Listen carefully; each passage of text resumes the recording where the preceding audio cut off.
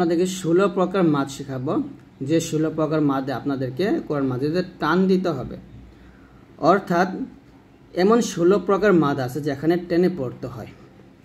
1 আলিফ হক, 3 আলিফ হক অথবা 4 আলিফ টান দিতেই হবে।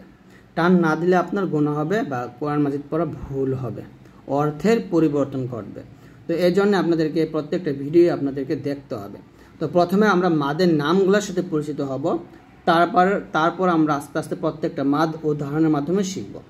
তো এখানে লেখা আছে যে মাদে আসলি থেকে বিভিন্ন কারণে অন্যান্য মাদের উৎপত্তি, মানে মাদে আসলি থেকে অনেক কারণে অনেক মাদ কি হয়, উৎপত্তি হয়, মানে সৃষ্টি হয়। তাই প্রতিটি মাদ এর কারণ ও সংজ্ঞা সূক্ষ্মভাবে বোঝাতে গিয়ে অত্র কিতাবে 16 প্রকার মাদ উল্লেখ করা হয়েছে। মানে এখানে আমরা 16 প্রকার মাদ আমরা শিখব প্রত্যেকটা মাদ বুঝতে হলে। তো 16 প্রকার মাদ খুব সুন্দরভাবে এখানে দেওয়া আছে যে মাদ 2 প্রকার। প্রথমত মাদ হলে মাদ্দে আসলি, দ্বিতীয় মাদ হচ্ছে মাদ্দে ফারঈ। মাদ হলো 2 প্রকার, মাদ্দে আসলি, মাদ্দে ফারঈ। তো মাদ্দে আসলি আবার হচ্ছে 5 প্রকার: মদ্দে তবাই আসলি, মদ্দে তবাই হারফি, মাদ্দে এওয়াজ, মাদ্দে সিলা কসিরা আর মাদ্দে তামতিন। আর মাদ্দে ফারঈ আবার 2 প্রকার, একটা হচ্ছে হামজা কারণের মাদ আর হচ্ছে সাকিনের কারণের মাদ। হামজার কারণের মাদ যে মাদগুলা সেটা হলো 4 ধরনের: মধ্যে মুত্তাসিল যেটাকে ওয়াজিব বলা হয়েছে, মধ্যে মুনফাসিল যেটাকে জায়েজ বলা হয়েছে, মধ্যে সেলা তওয়িলা, মধ্যে বদল। আর সাকিনের কারণে যে মাদগুলা আছে সেগুলা আবার হচ্ছে 2 প্রকার। দেখুন, একটা আসলি সাকিন আর হলো আরজি সাকিন। আসলি সাকিনের মধ্যে হচ্ছে 2 ধরনের মাদ আছে, মধ্যে আরজি, মধ্যে লিন। আর আসলি সাকিনের মাদ আবার দুই রকম। একটা হচ্ছে মধ্যে লাজিম কাল মুসাক্কাল, মধ্যে লাজিম কালি মুখাফফাফ, মধ্যে লাজিম হরফ মুসাক্কাল, মধ্যে লাজিম হরফ মুখাফফাফ, আর হচ্ছে মাদ্দে লিন লাজিম। তো এই যে এখানে কতগুলো মাদ, মোট 16টা মাদ আমি আপনাদেরকে শখের মাধ্যমে দেখাইলাম। দেখুন, গুরুত্বপূর্ণ একটা বিষয়, সেটা হচ্ছে বিভিন্ন কারণে অন্যান্য মাদ উৎপত্তি হলেও হুকুমের ক্ষেত্রে কিছু সংখ্যক মাদ প্রায় একই বা এক। সেই হিসেবে মাদের প্রকার কম বেশি হতে পারে। যেমন মাদ্দে আসলি এবং মাদ্দে তবাই হারফি 2টা মাদ সেম, এবং মাদ্দে মুনফাসিল এবং মাদ্দে সিলা তওয়িলা এই 2টা মাদও সেম, মানে একই আর কি, প্রায় একই। যাই হোক, এখানে প্রত্যেকটা মাদেই এখানে দেওয়া হয়েছে। দেখুন, মাদ্দে আসলি, মাদ্দে তবাই একই মাদ, মাদ্দে মুত্তাসিল, মাদ্দে মুনফাসিল আর মাদ্দে সিলা তওয়িলা একই মাদ, মাদ্দে লাজিম কালমি মুসাক্কাল, মাদ্দে লাজিম কালমি মুখাফফাফ, মাদ্দে লাজিম হরফি মুসাক্কাল, মাদ্দে লাজিম হরফি মুখাফফাফ, মাদ্দে আরজি, মাদ্দে লিন লাজিম। এটা হচ্ছে এক প্রকার মাদ। আর এখানে মাদ্দে তবাই হারফি, মাদ্দে এওয়াজ, মাদ্দে সিলা কসিরা, মাদ্দে তামকিন, মাদ্দে বদল, এইগুলো হচ্ছে আরেক প্রকার মাদ। হ্যাঁ, এই প্রকারের মাদগুলোর মধ্যে আসলির হুকুমের অন্তর্ভুক্ত, অর্থাৎ 1 আলিফ পরিমাণ টেনে পড়তে হয়। এই প্রত্যেকটা মাদে 1 আলিফ পরিমাণ টান হবে। আর এখানে যে মাদগুলো আছে, কিছু মাদ আছে 4 আলিফ টান হয়, কিছু মাদ হচ্ছে 1 আলিফ টান হয়, আবার কিছু মাদ হচ্ছে 3 আলিফ টান হয়। তো কোথায় কত আলিফ টান হয় প্রত্যেকটা বিষয় আমরা ইনশাল্লাহ শিখব। তো এখন আমরা চলে আসি যে মাদ্দে আসলির প্রকার ও বিবরণ, অর্থাৎ আসল যে মাদগুলো আছে এই মাদগুলো আমরা এখন বিস্তারিতভাবে শিখব ইনশাআল্লাহ। তো মাদ্দে তবাই আসলি হচ্ছে যে বিশেষ কোনো কারণ ছাড়া শুধু মাদের হরফ আলিফ ওয়াও ইয়া দ্বারা স্বাভাবিক যে মাদ গঠিত হয় তাকে মাদ্দে তবাই আসলি বলা হয়, মাদ্দে তবাই বা আসলি বলা হয়। ঠিক আছে, যেমন আমি যদি বলি যে জবরের পর খালি আলিফ আসলে, পেশের পর ওয়াও সাকিন আসলে, জেরের পর ইয়া সাকিন আসলে মাদের হরফ হয়। মাদের হরফ হইলে 1 আলিফ পরিমাণ টানিয়া পড়িত হয়। যেমন এখানে দেখুন, কফ আলিফ জবর ক, জবর পর খালি আলিফ, কলা। ইয়া জবর ইয়া, কফ ওয়াও পেশ কু, ইয়া কু, লাম পেশ লু, ইয়া কুলু। কফ ইয়া জের কি, লাম জবর লা, কিলা। তো এখানে প্রত্যেকটা দেখুন যে জবরের পর খালি আলিফ, পেশের পর ওয়াও সাকিন, জেরের পর ইয়া সাকিন থাকার কারণে এগুলো হচ্ছে মাদের হরফ, যাকে আমরা মাদ্দে তবাই বা মাদ্দে আসলি বলি অথবা আসল মাদ বলি। তো এখানে দেখুন অনেক কিছু লেখছে। উপরে বর্ণিত নিয়ম মোতাবেক আলিফ ওয়াও ইয়া হচ্ছে মাদের হরফ। এই মাদ এর হরফের ডানে বামে হামজা কিংবা সাকিন বা তাসদিদ না হলে তখনই এই তিনটি প্রত্যেকটিকে মাদ্দে তবাই বলা হয়। এই মদকে মদ্দে আসলিও বলা হয়। এটি হলো মূল মাদ অর্থাৎ আসল মাদ, একে কেন্দ্র করে বাকি সব মাদ উৎপত্তি। মানে এই তিনটা মাদ ক কু কি, এই তিনটা মাদকে কেন্দ্র করে বাকি সব মাদ উৎপত্তি হয় বা সৃষ্টি হয়। তারপর এটা হচ্ছে খাড়া জবর, খাড়া যে উল্টা পেশকেও মাদ্দে তবাইয়ের অন্তর্ভুক্ত। মানে যখন হরফ উপরে খাড়া জবর আসে এবং খাড়া জের আসে এবং উল্টা পেশ আসে, সেটাও কিন্তু মাদ্দে তবাইয়ের অন্তর্ভুক্ত বা মাদ্দে আসলির অন্তর্ভুক্ত। কেননা এটি এক আলিফ ও একটি জবর একসঙ্গে মিলে হয়। একটি খাড়া জবর, একটি ওয়াও, একটি পেশ একসঙ্গে মিলে হয় একটি উল্টা পেশ, আর একটি ইয়াও ও একটি জের একসঙ্গে মিলে হয় একটি খাড়া জের। তাই এগুলো আমরা এক আলিফ পরিমাণ টেনে পড়ি। যেমন সামাওয়াতিন, আবিদুনা, ইল্লিয়িনা, সামাওয়াতিন, আবিদুনা, ইল্লিয়িন। যাই হোক, এখানে দেখুন বোঝানো হয়েছে যে ওয়াও খাড়া জবর ওয়া অথবা ওয়াও আলিফ জবর ওয়া, আইন খাড়া জবর আ অথবা আইন আলিফ জবর আ, ইয়া খাড়া জের ই অথবা ইয়া ইয়া জের ই, সেম। ঠিক আছে, একই বিষয়। এজন্য বোঝানো হয়েছে যে এগুলো মাদ্দের তবাইয়ের অন্তর্ভুক্ত বা মাদ্দের আসলির অন্তর্ভুক্ত। এই যেখানে দেখুন বিস্তারিত লেখাই আছে।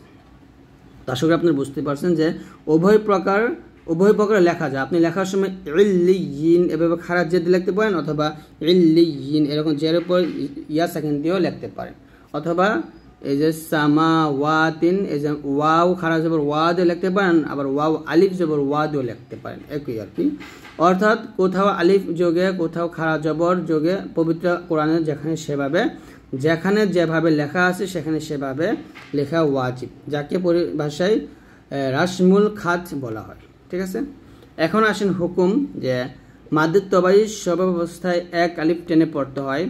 মাদের হরফের উপর ওয়াকফ করলে এক আলিফ মাদ ঠিক রাখতে হবে। যেমন ফানাদা, দুহাহা, ওয়াদখুলি জান্নাতি, সুম্মান সরফু। এটা খুবই গুরুত্বপূর্ণ যে মাদ্দের তবাই সর্বাবস্থায় কিন্তু এক আলিফ টেনে পড়তে হয়। মাদের হরফের উপর ওয়াকফ করলেও এক আলিফ পরিমাণ টেনে পড়তে হবে। যেমন এর উপর যে আমরা ওয়াকফ করে পড়ি, যে ওয়াকফর চিহ্ন আসছে, এগুলো কিন্তু খুবই গুরুত্বপূর্ণ। আপনি একটু মন দিয়ে ভিডিওটা দেখেন তাহলে বুঝতে পারবেন। তো এই যে এগুলো হলো ওয়াকফেরই চিহ্ন। তো এগুলো যদি আমরা থামিয়ে এখানে থামলেও এক আলিফ টান, আবার মিল করে পড়লেও এক আলিফ টান। যেমন ফানা দা, দাতে এক আলিফ টান হবে, দু হা হা এক আলিফ টান হবে, ওয়াদখুলি জান্নাতি এক আলিফ টান, সুম্মান সরফু এক আলিফ টান।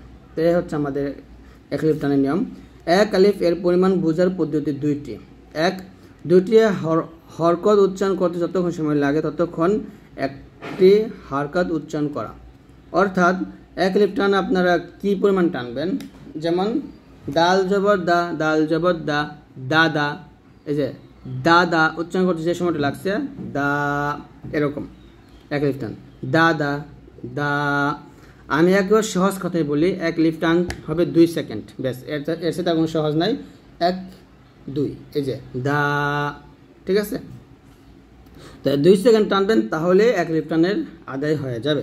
আর এখানে 2 নম্বর নিয়মটা দিচ্ছে এক আলিফ টানের। এখানে এটা হচ্ছে বাংলা নিয়ম, যে অথবা একটি বন্ধ আঙ্গুল খুলতে বা একটি খোলা আঙ্গুল বন্ধ করতে যতটুকু সময় লাগে তা হলো এক আলিফ এর পরিমাণ। এই যে যেমন এই যে এটা একটা আঙ্গুল, যে আমি যেটা এবার ধরি, এই যে বন্ধ করছি, এই যে খুলছি, বন্ধ করছি, খুলছি, বন্ধ করছি, খুলছি, এবার তাদের আস্তে আস্তে বন্ধ করছি, খুলছি। তো এটার মূলত এখন বোঝানো হচ্ছে এগুলো এরকম করলে এক আলিফ টান হবে। তো এগুলো দরকার নাই, আমরা হয় এটা দেখবো দুইটা হরকত উচ্চারণ করতে যতটুকু সময় লাগে ততটুকু পরিমাণে এক আলিফ টান, অথবা 2 সেকেন্ড টানবো আমরা। ঠিক আছে, 2 সেকেন্ড টানলে আমাদের এক আলিফ টানের আদায় হয়ে যাবে। ওকে, এখন আমরা যে মাদে চলে যাবো সেটা হচ্ছে মাদ্দে তবাই বা হারফি। যেসব মুকাত্তাআত হরফকে বানান করে লিখলে বানানের মধ্যে মাদ্দে তবাই পাওয়া যায়, এরূপ হরফ হলো 5টি। হাইয়ু তহার, মানে হাইয়া তহার, এই 5টা কথা বলা হয়েছে। যেমন এখানে দেখুন হা ইয়া ত হা র। তো এই পাঁচটা হরফ এখানে আমরা দেখি কি বলা হয়েছে, যে লক্ষ্য করুন এই হরফগুলো বানান করে লেখলে দেখা যায় আলিফ খালি তার ডানে জবর মাদের হরফ, তাই এই 5টি হরফের মধ্যে তবাই হারফি হিসেবে পড়তে হয়। এই মাদকে চিনার উপায় হলো কোরআন মাজিদে এই প্রকারের মুকাত্তাআত হরফের উপর খাড়া জবর হয়ে থাকে, যেমন এই যে এরকম তহা, তসিন, আলিফ লাম র। তো এগুলোতে আমরা এক আলিফ পরিমাণই টান দেব। এগুলো হচ্ছে হরফে মুকাত্তাআতের মধ্যে থাকে, যেমন কোরআন মাজিদের শুরুতে কিছু হরফ থাকে, আলিফ লাম মিম, ইয়াসিন, নুন, হ্যাঁ এরকম একটা তহা, এরকম যে হরফগুলো থাকে এই হরফগুলোকে বলা হয় হরফে মুকাত্তাআত। তো এই যে এই হরফের মধ্যে 5টা হরফ হা, ইয়া, ত, হা, র, এই 5টা হরফের মধ্যে খাড়া জবর থাকে। এটাই হচ্ছে মধ্যে তবাই হারফি। বুঝতে পারছেন? এখানে আমরা এক আলিফ পরিমাণ টেনে করব, একই বিষয়। তো এখানে লেখা আছে হুকুম হচ্ছে এক আলিফ টেনে পড়তে হয়, যেমন তহা, তসিন, আলিফ লাম র। এখানে লেখা আছে শব্দের শেষে তা, এই গোলতা হরফ থাকলে আমরা কিভাবে পড়ি বা গোলতা না থাকলে কিভাবে পড়ব। অর্থাৎ আমরা এই বিষয়টা অনেকেই ভুল করি যে শব্দের শেষে যখন 2টা জবর থাকে তখন আমরা এটা কীভাবে পড়ব। অনেক সময় দেখা যায় যে এই যে গোলতা, এই গোলতার উপর 2 জবর থাকে। তো এই বিষয়টা আমরা অনেক পরিমাণ ভুল করি। তো যদি ভিডিওটা সম্পূর্ণ দেখেন ইনশাল্লাহ এই বিষয়টা ভুল হবে না। আমি এখানে বলে দিই, দেখুন সুন্দরভাবে বলে দিচ্ছি। শব্দের শেষে গোলতা ব্যতীত বা গোলতা হরফ ব্যতীত বাকি হরফে 2 জবর বিশিষ্ট তানভিন হলে এবং উক্ত শব্দের উপর ওয়াকফ করলে সেই তানভিনে 1 জবর বাদ দিয়ে মাদ্দে তবাইতে রূপান্তর করে পড়াকে মাদ্দে আওয়াজ বলে। আমি ভালো করে বুঝিয়ে দিই। যেমন এখানে আছে দদ বা জবর দবে হালিফ 2 জবর হান, দবে হান লেখা আছে, পদে হান লেখা আছে, সুবে হান লেখা আছে। তো এই প্রত্যেকটা জায়গায় কি আছে? ও 2টা জবর, দেখুন 2 জবর। তো কোরআন মাজিদের মধ্যে আপনারা এরকম অনেক জায়গায় আছে 2 জবর করে পাবেন। তো এইগুলো আপনারা পড়বেন কিভাবে, এই বিষয়টি আমি আজকের এই ভিডিওতে সুন্দরভাবে বুঝিয়ে দেব। আমি যদি এই তার ক্ষেত্রে বলি, অনেক সময় এই গলতার উপরে 2 জবর থাকে। তো এই গলতার উপরে জবর জের পেশ অথবা 2 জবর 2 জের 2 পেশ যাই থাকুক, যদি গলতার উপরে থাকে আর সেটা যদি ওয়াকফের অবস্থায় আসে, আর ওয়াকফের অবস্থায় যদি ওয়াকফ করা হয় তাহলে এই তারটা হা সাকিন হয়ে যায়। এটা আমরা অবশ্যই একটু পরে শিখব, হা সাকিন হয়ে যায়। আর যদি এই গলতা ব্যতীত অন্য হরফের উপর 2 জবর থাকে তাহলে সেই হরফটাকে সাকিন করা যাবে না, সেখানে আমরা 1 আলিফ টানব। হুকুম হচ্ছে ওয়াকফের অবস্থায় 1 আলিফ পরিমাণ টেনে পড়তে হয়, ওয়াকফ না করলে তানভিন সহ পড়তে হয়। অর্থাৎ এখানে ওয়াকফ করলেই আপনাকে টান দিতে হবে, আর ওয়াকফ না করলে তানভিনের নিয়ম অনুযায়ী পড়তে হবে। যেমন আমরা যদি এখানে যাই, এখানে দেখুন বিস্তর লেখা আছে যে ওয়াকফ অবস্থায় এইভাবে পড়তে হয় আর ওয়াকফ না করলে এইভাবে পড়তে হয়। যেমন ধরেন এটা আছে এরকম ওয়াল আদিয়াতি দবহান, এরকম আছে দবহান আছে। হ্যাঁ, এটা যদি আমরা ওয়াকফ করি তাহলে বলবো ওয়াল আদিয়াতি দবহা। এই যে এখানে আছে দবহান, থামলে হবে দবে হা, 1 আলিফ টান হবে। কারণ ওয়াকফের অবস্থায় যদি 2 জবর থাকে সেখানে থামলে 1 আলিফ পরিমাণ টান দিতে হয়। দবে হানের জায়গায় দবে হা বলবো। একইভাবে দেখুন ফালমুরিয়াতি কদহান, থামলে হবে ফালমুরিয়াতি কদহা, এরকম হা হবে। শুধু 1 জবর বাদ দিয়ে আমরা 1 জবর স্থানে রেখে মনে মনে পড়বো আর কি। এরকমই থাকবে, এরকম থাকবে না কিন্তু, এরকমই থাকবে। তবে আমরা 1 জবর বাদ দিয়ে দিব, মনে মনে এরকমভাবে বানিয়ে পড়বো। আইয়ুত রাকাসু, দান আছে, এই যে 2 জবর আসছে, খালি ইয়া আসছে, সমস্যা নেই, থাকুক। 2 জবর তো আসছে, গলতা তো আসে নাই। আইয়ুত রাকাসু দা, এরকম পড়বো। ইল্লা দুআ আও ওয়ানিদা আন, থামলে হবে ইল্লা দুআ আও ওয়ানিদা আ, এর দাঁতে বসে টান হবে ওয়ানিদা আ। দেখুন, তো আমরা এই লাইনটা বাদ দেই যে ওয়াকফ অবস্থায় এভাবে পড়তে হয়, বাট এভাবে আমরা বাদ দেই। আমরা যদি এটা যদি আসি এটা ওয়াকফ না করলে এভাবে পড়তে হয়। যে ওয়াকফ যদি আমরা করি এখানে আছে এরকম আপনি পাবেন ওয়াল আদিয়াতি দাবহান, থামলো হবে ওয়াল আদিয়াতি দাবহা ফাল মুরিয়াতি কদহা, এই দুইটা আয়াত। আর যদি আমরা দুইটাতে মিলে পড়তাম, দুইটা আয়াত যদি আমরা মিল করে পড়তাম তাহলে কি হইতো? তাহলে হয়তো যে এখানে তানবিনের পর কি আসছে? ফা আসছে, তখন আমরা এটা ইকফা গুন্না হয়ে যাবে। আমরা গুন্না শিখছি না যে ইকফার গুন্না হরফ 15টা, নুন সাকিন তানবিনের পর 15টা হরফ আসলে ইকফা গুন্না করতে হয়। তো এখানে যদি আমরা দুইটা মিলা পড়তাম, তানবিনের পর ফা থাকার কারণে আমরা এখানে কি করবো? ইকফা গুন্না করবো, এরকম ওয়াল আদিয়াতি দাবহান ফাল মুরিয়াতি কদহা। এই যে এইখানে আমি মিলাইছি বলে আমি এখানে হাং বলছি, বিকজ এটা হচ্ছে তানবিনের পর ফা আসছে, ইকফার হরফ আসছে, এজন্য আমি এখানে ইকফা গুন্না আদায় করছি। আর এখানে অক্ফ ধরছি, এখানে মধ্যে আওয়াজ করছি, মানে দুই জবর আসছে আমি এক জবর বাদ দিয়ে আরেক জবর স্থানে রেখে একই পরিমাণ টেনে পড়ছি। আর দুইটা যদি আমি আয়াতে অক্ফ ধরতাম তো দুইটাই মধ্যে আওয়াজ করতাম, এরকম মানে এক লিফ টান দিতাম। এখনো ওয়াল আদিয়াতি দাবহা ফাল মুরিয়াতি কদহা, এরকম ভাবে আমি দুইটাই টান দিতাম। তারপরটা দেখুন, যদি আমি মিলাই পড়ি তাহলে হবে আইয়ুত রাকা সুদান ইল্লা দুআ আও ওয়া নিদা। এখানে কি করছি? আমি মিলাই পড়ছি, মিলাই পড়ার কারণে কি হয়েছে? দান বলছি, কারণ এখানে তানবিনের পর হামজা আসছে, এই জন্য আর কি। তো আমরা এখানে এভাবে মিলাবো না, আমরা এখানে থামবো। থামলে কি হবে? তাহলে আমরা এখানে একটা টান দিব, আইয়ুত রাকা সুদা ইল্লা দুআ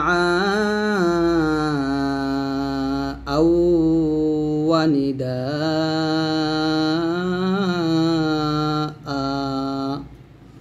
তো এরকম ভাবে আমরা এটা পড়ব। তো আশা করছি আপনারা বুঝতেই পারছেন বিষয়টা হচ্ছে যে ওয়াকফের অবস্থায় যদি দুইটা জবর আসে সেখানে ওয়াকফ করলে অবশ্যই অবশ্যই একই পরিমাণ টেনে তারপর আমরা ওয়াকফটা আদায় করে পড়ব। হ্যাঁ, ওয়াল আদিয়াতি দাবহা ফাল মুরিয়াতি কদহা আইয়ুত রাকা সুদা ইল্লা দুআ আও ওয়া নিদা। এখানে আরেকটা প্রশ্ন, সেটা হচ্ছে এই যে গোল চিহ্ন আসছে এটা ওয়াকফ আমরা বুঝতে পারছি, এই যে গোল চিহ্ন এটা ওয়াকফ চিহ্ন বুঝতে পারছি, এটা গোল চিহ্ন ওয়াকফ, কিন্তু এখানে তো গোল আসেনি, এখানে একটা ত চিহ্ন আসছে। তো ওয়াকফের চিহ্ন শুধুমাত্র গোল চিহ্ন এরকমই না, ওয়াকফের চিহ্ন আপনাকে কিছু হরফ দিয়ে বোঝানো হয়, যেমন ত দিয়ে বোঝানো হয়, মিম দিয়ে বোঝানো হয়, জিম দিয়ে বোঝানো হয়, জা দিয়ে বোঝানো হয়, সদ দিয়ে বোঝানো হয়, এরকম ফা কফ দিয়ে বোঝানো হয়। তো এরকম কিছু কিছু হরফ দিয়েও কিন্তু ওয়াকফের চিহ্ন বোঝানো হয়। আর এই গোল চিহ্নটাকে বলে ওয়াকফের তাম বলা হয়। আর এই গোল চিহ্ন দিয়ে বোঝানো হয় যে আয়াত শেষ হওয়া, এই গোল চিহ্ন দিয়ে আয়াত শেষ হওয়া বোঝায়। যেমন ওয়াল আদিয়াতি দাবহা, এটা একটা আয়াত শেষ। ফাল মুরিয়াতি কদহা, এটা একটা আয়াত শেষ। আইয়ুত রাকা সুদা, এটা একটা আয়াত শেষ। কিন্তু ইল্লা দুআ আও ওয়া নিদা, এটা একটা আয়াত শেষ না, তারপরে আরো কিছু শব্দ আছে বা আরো কিছু বাক্য আছে যেটা এটা হচ্ছে আয়াতের মাঝখান বোঝাইছে আর কি, এটা আয়াত শেষ হওয়া বোঝায় নাই। বুঝতে পারছেন? তো আশা করি আপনারা বুঝতে পারছেন। এরকম গোল চিহ্ন দিয়ে আয়াত শেষে বোঝাবে, আর এই ত দিয়ে আপনার একটা বড় আয়াতের মাঝে থাকে, কারণ আমরা তো বড় আয়াতগুলো এক শেষে পড়তে পারি না, এজন্য এরকম কিছু কিছু চিহ্ন ব্যবহার করা হয়েছে যেন আমরা সেখানে থামতে পারি, থামলে আমাদের পড়া সহজ হবে, এটাই। তো আশা করি আজকের ভিডিও থেকে আপনারা বুঝতেই পারছেন এই মাত্রা খুবই গুরুত্বপূর্ণ একটা মাত ছিল, যে এরকম কোরআন মাজিদের মধ্যে দুই জবর থাকলে আমরা এক জবর বাদ দিয়ে আরেক জবর স্থানে রেখে একই পরিমাণ টেনে পড়ব। আর যদি এই গলতার উপর দুই জবর থাকে, গলতার উপর দুই জবর দুই পেশ যাই থাকুক, এই তাটা কিন্তু, আর এই তা থাকলে সেক্ষেত্রে কিন্তু একলিফ টানও হবে না, সেখানে এই তাটা ওয়াকফ ধরলে হা সাকিন অনুযায়ী পড়তে হবে, ওয়াকফ ধরলে হা সাকিন অনুযায়ী পড়তে হবে। এখানে দেখুন যে গলতা হরফে দুই জবর বিশিষ্ট তানবিন হলে উক্ত শব্দের উপর ওয়াকফ করলে গলতাকে হা সাকিনের মতো উচ্চারণ করতে হবে। আমি যে বলছিলাম যে হা সাকিন হয়ে যাবে, তো হা সাকিন উচ্চারণ করতে হবে। যেমন এখানে তয়্যিবা, এই যে হায়াতান তয়্যিবাতান আছে, তা দুই জবর তান। তো আমরা যদি ওই নামে পড়তাম তাহলে বলতাম হায়াতান তয়্যিবাতা, এক টেনে পড়তাম, কিন্তু এখানে এক টান হবে না, এখানে তাটা কি করতে হবে, এই যে হা সেকেন্ড মানে ফেলতে হবে, তয়্যিবাহ তৈয়িবাতানের জায়গায় তৈয়িবাহ বলতে হবে, যে পড়তে হবে এরকম। আর ওয়াকফ না করলে তানবিন সহ পড়তে হবে। ওয়াকফ না করলে, যদি আমরা ওয়াকফ না করি তাহলে তৈয়িবাতান এরকম বলবো, তবে তানবিনের পরের হরফ কি আসছে সেইটা অনুযায়ী আমাকে পড়তে হবে, যেখানে কি গুণনা আদায় হচ্ছে সেই গুণনা অনুযায়ী আমাকে পড়তে হবে ওয়াকফ না করলে। আর ওয়াকফ করলে এই তাটাতে আমি হা সাকিন করে ফেলবো, যেমন তৈয়িবাহ এরকমভাবে। লিরব্বিহি লাকানুদুন, এটা হচ্ছে যে পেশ এরপর ওয়াও সাকিন আসছে মাদে হরফ, আর মাদে হরফের পরের হরফে ওয়াকফ আসছে। তো আমরা এটা জানি যে মাদে হরফের পরের হরফে ওয়াকফ আসলে সে মাদের 3 আলিফ টান দিয়ে পরের হরফ সাকিন করতে হয়। লিরব্বিহি লাকানুদ এরকমভাবে আমরা ধরতেই পারি, সমস্যা নেই। কিন্তু সমস্যা হচ্ছে দালটা হচ্ছে কলকলা, এই দালটা কিন্তু আবার কলকলা করতে হয়। তো আমরা অনেক সময় আসছি দালটা কলকলা করি না।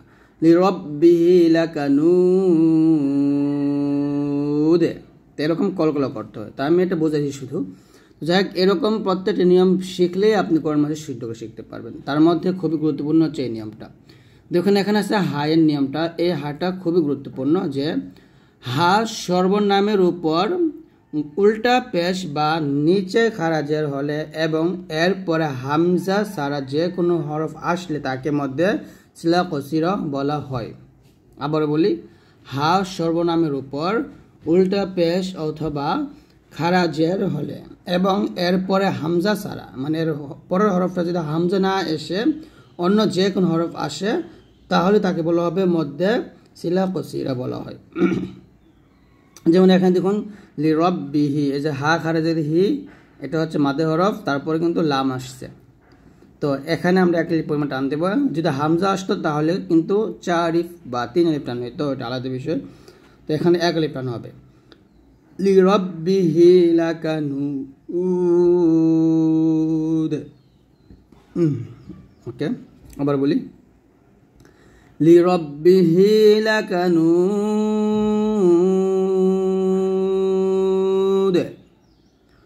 ওয়া ইন্নাহু লিহুব্বি ইলা রব্বিহি মাআবা।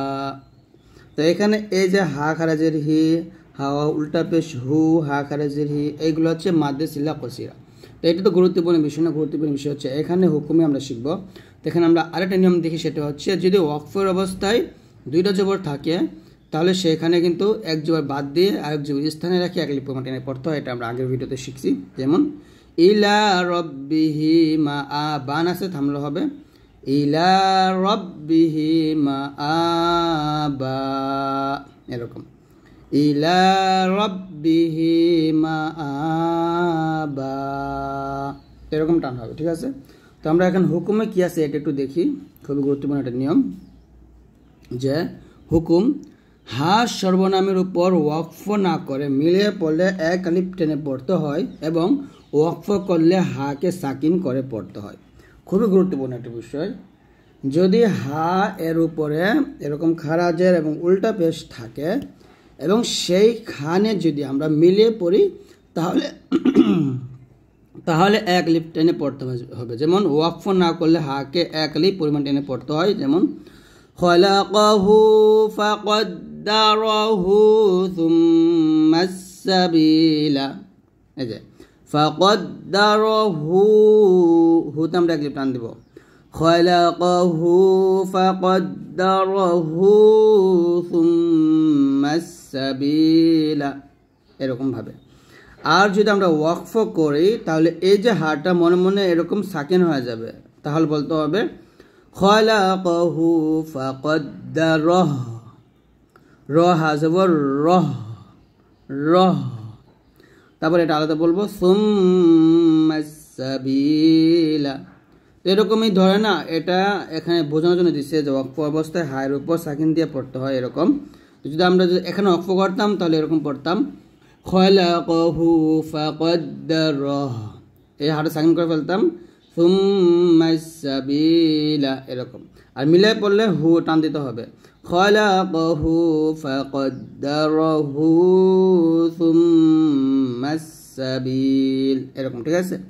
একইভাবে এখানে দেখুন ওয়ামরাআতুহু হাম্মালাতাল হাতাব, যদি আমরা এখানে না থেমে মিলে পড়ি তাহলে ওয়ামরাতুহু এক আলিফ টান হবে, ওয়ামরাতুহু হাম্মালাতাল হাতাব।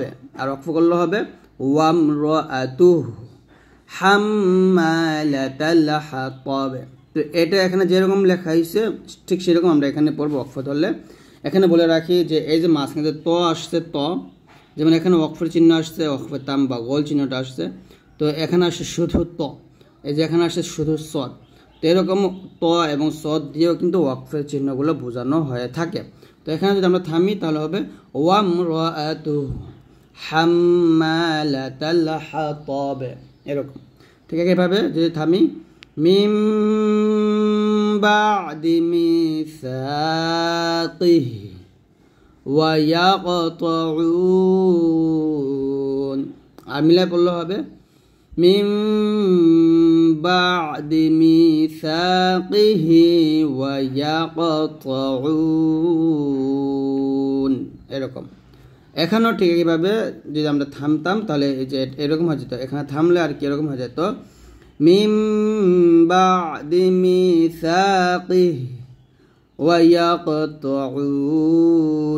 তো এখানে বিষয় গুরুত্বপূর্ণ হচ্ছে যে আমরা যখন হাটাকে সাকিন করি ওয়ামরা আতু এরকম বলে, তো এখানে আতু না আতু বলতে হবে, তা গিয়ে হাকে ধরতে হবে, মানে হায় সাকিনের উচ্চারণটা, হা সাকিনের উচ্চারণটা সঠিকভাবে আনতে হবে। আমরা কিন্তু সঠিকভাবে আনতে পারি না, যে কারণে আমাদের অনেক ভুল হয়। তো যদি আপনি এই হায়ের উচ্চারণটাই না করেন তাহলে কিন্তু আপনার ভুল হবে। তো এই ভুল থেকে সবাই সতর্ক থাকবেন যেন না হয়। তারপর নিয়মটা হচ্ছে মাদ্দের তামকিন। মাদ্দের তামকিন হচ্ছে এটা একটা গুরুত্বপূর্ণ মাদ বলা যেতেই পারে। সেটা হচ্ছে দুটি ইয়া একই শব্দে পাশাপাশি ব্যবহার হলে এবং প্রথম ইয়াটি তাসদীদযুক্ত আর দ্বিতীয় ইয়াটি সাকিনযুক্ত হলে তাহলে তাকে মদ্দের তামকিন বলে। এটা কিন্তু মদ্দের তবাইয়ের মধ্যেই পড়ে, নাম দিয়েছে মদ্দের তামকিন। যাই হোক, যেমন হাই ইয়া পেশ হুই, এই জিয়ার উপর তাসদীদ, আবার ইয়া ইয়াজের ইয়ে হুই ই তামিম পেশ তুম, হুই ই তুম, এখানে ইতাম দেখলে পরিমাণ টান দেব। তো এটা আমরা মদ্দের তবাইও বলতে পারি, এক কথায় মদ্দের তবাই বা মদ্দে আসলিও হয়। এখানে যে ইয়া দুটি একসাথে থাকার কারণে এবং প্রথম ইয়াতে তাসদীদ থাকার কারণে সেজন্য এটাকে আবার আলাদা একটা নাম দেওয়া হয়েছে মদ্দের তামকিন। হুকুম হচ্ছে এক আলিফ পরিমাণ টেনে পড়তে হয়, হুইয়িতুম। এখানে একটা নিয়ম আছে যে ইয়া সাকিন তার ডানে জের, যা মদ্দের তবাইয়ের হুকুমের অন্তর্ভুক্ত। শুধুমাত্র দুটি ইয়া এর সাথে হয়ে প্রথম ইয়াটি তাসদীদযুক্ত হওয়ার কারীদের নিকট মদ্দের তামকিন হিসেবে পরিচিত। যা আমি যা বলছি একটু আগে, এটার মধ্যে তবাই বা মদ্দা আসলিরই অন্তর্ভুক্ত, তবে এখানে ইয়ার দুটি ইয়া একসাথে থাকার কারণে সেটাকে আমরা মদ্দের তামকিন বানিয়ে ফেলছে কারিগণ আর কি। এটাই লেখা আছে যে আমরা শিখবো হচ্ছে ফারিই। ফারিই অর্থ হলো শাখা প্রশাখা, অর্থাৎ মাদ্দা আসলি বা মাদের হরফের ডানে বা বামের হামজা কিংবা সাকিন বা তাসদীদ হয় যে সব মাদ শাখা প্রশাখা হয় উৎপত্তি হয় সেগুলোকে মাদের ফারিই বলে। তা মোট 11টি মাদ আর কি। তো আজকে আমরা 11টি মাদ শেখানোর চেষ্টা করব। তো প্রথম মাদ হলো মদ্দে মুত্তাসিল, মদ্দে মুনফাসিল, মদ্দে সেলা তৈলা, 4 নম্বর হচ্ছে মদ্দে বদল। তো এই 4টা মাদ খুবই গুরুত্বপূর্ণ। দেখুন কোরআন মাজিদের মধ্যে কিন্তু আপনার সব জায়গাতে এক আলিফ টান হয় না, কিছু কিছু জায়গায় 4 আলিফ টান হয়। আর ওই 4 আলিফ টানগুলো কিন্তু এক আলিফ টানে মাদ দিয়ে তৈরি হয়। যেমন জবরের পর যদি খালি আলিফ আসে, পেশের পর ওয়াও সাকিন আসলে এরকম জবরের পর খালি আলিফ, পেশের পর ওয়াও সাকিন, অথবা জেরের পর ইয়া সাকিন আসলে সেগুলি মাদের হরফ। মাদের হরফ হলে এক আলিফ পরিমাণ টেনে পড়তে হয়। আর এই মাদের হরফের পর যখন এই যে গোল হামজা আসবে বা শাখা প্রশাখা, এখানে বলা হয়েছে দেখুন যে হামজা, এই যে হামজা কিংবা সাকিন বা তাসদীদ হয় যে মাদগুলো হয় তাকে আমরা এই মাদ্দে ফারির মধ্যে ফেলে দিই। তো যাই হোক, মদ্দে মুত্তাসিলটা হচ্ছে যে একই শব্দে মদ্দে আসলির পরে হামজা ব্যবহার হলে তাকে মদ্দে মুত্তাসিল বলে। মদ্দে আসলি কি? মদ্দে আসলি বা মদ্দে তবাই হচ্ছে ওই যে মাদের হরফগুলো জবর পর খালি আলিফ, পেশের পর ওয়াও সাকিন, জেরের পর ইয়া সাকিন, এইগুলা। ঠিক আছে, হুকুম হচ্ছে 4 আলিফ টেনে পড়তে হবে। উক্ত মাদ্দে কসর জায়েজ নেই বলে তাকে মধ্যে ওয়াজিব বলা হয়। সহজে বোঝার জন্য এর উপরে মোটা চিহ্ন ব্যবহার করা হয়। অর্থাৎ এই মাদে আমরা 4 আলিফ টান দিব এবং এই মাদ 4 আলিফ টান দেওয়া হচ্ছে ওয়াজিব। যেমন সিন জবর সা, ওয়াও আলিফ জবর ওয়া, জবর উপর খালি আলিফ মাদের হরফ, মাদে হরফের পরে যে গোল হামজাটা আসছে, কিন্তু এখানে সহজে বোঝার জন্য একটা মোটা চিহ্ন ব্যবহার করা হয়েছে। তো এই যে মাদে হরফের উপর যখন মোটা চিহ্ন আসবে, বামে যখন এই যে গোল হামজাটা আসবে, তখন তাকে বলা হবে মধ্যে মুত্তাসিল। আর মধ্যে মুত্তাসিল 4 আলিফ পরিমাণ টেনে পড়তে হবে। সিন জবর সা, ওয়াও আলিফ জবর ওয়া, সাওয়া, হামজা 2 পেশ উন, সাওয়া উন। তারপরে সু উন, শাআ, উলাইকা,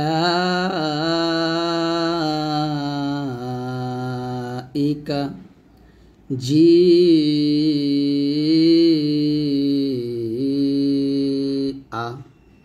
তো এরকম কোরআন মাজিদের মধ্যে পাইলে সেখানে আপনার 4 আলিফ পরিমাণ টান দিবেন। আশা করছি আপনারা এই মাত্র বুঝতেই পারছেন। তারপর মাদ হচ্ছে মধ্যে মুনফাসিল। মধ্যে মুনফাসিল হচ্ছে শব্দের শেষের মাদ্দে আসলি হয়ে পরবর্তী শব্দের শুরুতে হামজা ব্যবহার হলে তাকে মধ্যে মুনফাসিল বলে। হুকুম, এই মাদের হরফের উপর ওয়াকফ না করে থাকলে 3 বা 4 আলিফ টেনে পড়তে হয়, আর ওয়াকফ করে ফেললে মধ্যে তবাই হিসেবে 1 আলিফ টান হয়। এই যে একটা নিয়ম, এই বিষয়টা আমরা অনেকেই বুঝি না। এটা আমি খুব সুন্দরভাবে বুঝিয়ে দেবো, সমস্যা নিয়ে একটু ধৈর্য ধরুন। ওয়াকফকৃত স্থানটি ওয়াকফের স্থান না হলে তখন দোহরায়া পড়ার সময় 2 বা 4 আলিফ টেনে পড়তে হয়। এই মদকে কসর অর্থাৎ 1 আলিফ টেনে পড়াও জায়েজ। এর উপর এরকম একটা চিকন চিহ্ন ব্যবহার করা হয়। তো এখানে কী লেখছে এটা আপনার বোঝার দরকার নেই, আমি আপনাদেরকে উদাহরণের মাধ্যমে বুঝিয়ে দিচ্ছি। যে আমরা কিন্তু মধ্যে তবাই এবং মধ্যে তবাইগুলো জানি বা মধ্যে আসলেগুলো জানি। জবর উপর খালি আলিফ আসলে, পেশের উপর ওয়াও সাকিন আসলে এবং যদি জেরের পর ইয়া সাকিন আসে তাহলে ওইগুলো হচ্ছে মধ্যে তবাই। আর এই মধ্যে তবাইয়ের উপরে এরকম চিকন চিহ্ন থাকবে, বামে থাকবে এই যে লম্বা হামজা থাকবে। এটার সময় ছিল হলো গোল হামজাটা, এই যে গোল হামজা, আর এখানে থাকবে হচ্ছে লম্বা হামজা। তো এই হামজা যদি থাকে তাহলে সেইখানে আমরা 3 আলিফ টান দেব। যেমন ইন্না আ'তাইনা, যেখানে নাতে আমি 3 আলিফ টান দিচ্ছি, কারণ মাদের হরফের উপরে চিকন চিহ্ন আসছে এবং বামে যে কিন্তু একটা হামজা আসছে। এই হামজা থাকার কারণেই আমি মূলত এখানে 3 আলিফ টান দিচ্ছি। আমার সাথে আবার বলেন, ইন্না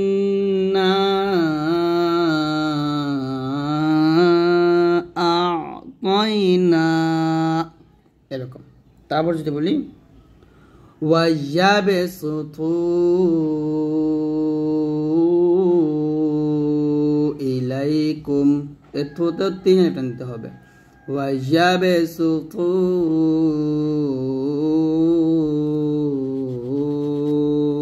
ইলাইকুম।